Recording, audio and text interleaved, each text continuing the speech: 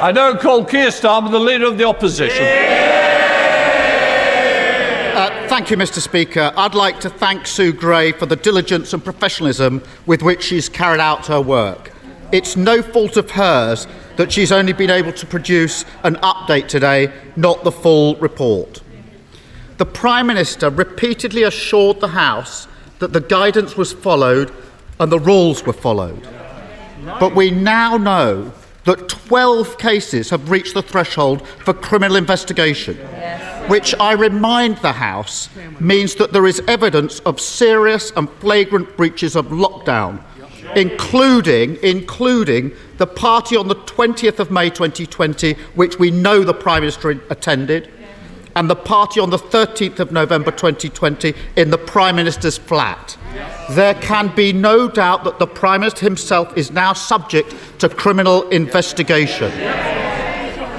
The Prime Minister must keep his promise to publish Sue Gray's report in full when it is available, but it is already clear that the report discloses the most damning conclusion possible. Over the last 2 years, the British public have been asked to make the most heart-wrenching sacrifices, a collective trauma, endured by all, enjoyed by none. Funerals have been missed, dying relatives unvisited. Every family has been marked by what we've been through. And revelations about the Prime Minister's behaviour have forced us all to rethink and relive those darkest moments. Many have been overcome by rage, by grief, and even guilt. Guilt that because they stuck to the law, they did not see their parents one last time. Guilt that because they didn't bend the rules, their children went months without seeing friends. Guilt that because they did as they were asked, they didn't go and visit lonely relatives. But people shouldn't feel guilty. They should feel pride in themselves and their country, because by abiding by those rules, they've saved the lives of people they will probably never meet. They have shown the deep public spirit and the love and respect for others that has always characterised this nation at its best. One of a people that stood up when they were tested. But that will be forever tainted by the behaviour of this Conservative Prime Minister. By routinely breaking the rules he set, the Prime Minister took us all for fools. He held people sacrificing contempt. He showed himself unfit for office. His desperate denials since he was exposed have only made matters worse. Rather than come clean, every step of the way, he's insulted the public's intelligence. And now he's finally fallen back on his usual excuse. It's everybody's fault but his. They go, he stays.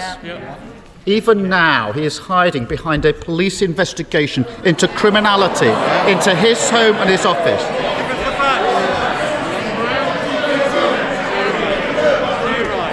Mr. Speaker, he gleefully treats what should be a mark of shame as a welcome shield. But, Prime Minister, the British public aren't fools. They never believed a word of it. They think the Prime Minister should do the decent thing and resign. Of course he won't, because he is a man without shame. And just as he has done throughout his life, he's damaged everyone and everything around him along the way. His colleagues have spent weeks defending the indefensible, touring the TV studios, parroting his absurd denials, degrading themselves and their offices, fraying the bond of trust between the government. Order. The member for South Ribble is my neighbour. I expect better from my neighbours. Keir Starmer. Fraying the bond of trust between the government and the public, eroding our democracy and the rule of law. Margaret Thatcher once said, "The first duty of government is to uphold the law.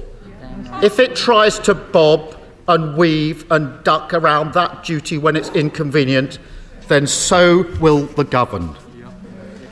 Mr. Speaker, to govern this country is an honour, not a birthright. It is an act of service to the British people, not the keys to a court to parade to your friends. It requires honesty, integrity, and moral authority. I can't tell you how many times people have said to me that this Prime Minister's lack of integrity is somehow priced in, that his behaviour and character don't matter. I have never accepted that, and I never will accept that. Whatever your politics, whichever party you vote for, honesty and decency matters. Our great democracy depends on it. And cherishing and nurturing British democracy is what it means to be patriotic. There are members opposite who know that, and they know the Prime Minister is incapable of it. The question they must now ask themselves is, what are they going to do about it? They can heap their reputations, the reputation of their party, the reputation of this country on the bonfire that is his leadership. Or they can spare the country from a Prime Minister totally unworthy of his responsibilities. It is their duty to do so. They know better than anyone how unsuitable he is for high office. Many of them knew in their hearts that we would inevitably come to this one day. And they know that as night follows day, continuing his leadership will mean further misconduct, cover-up and deceit. It is only they that can end this farce. The eyes of the country are upon them. They will be judged by the decisions they take now.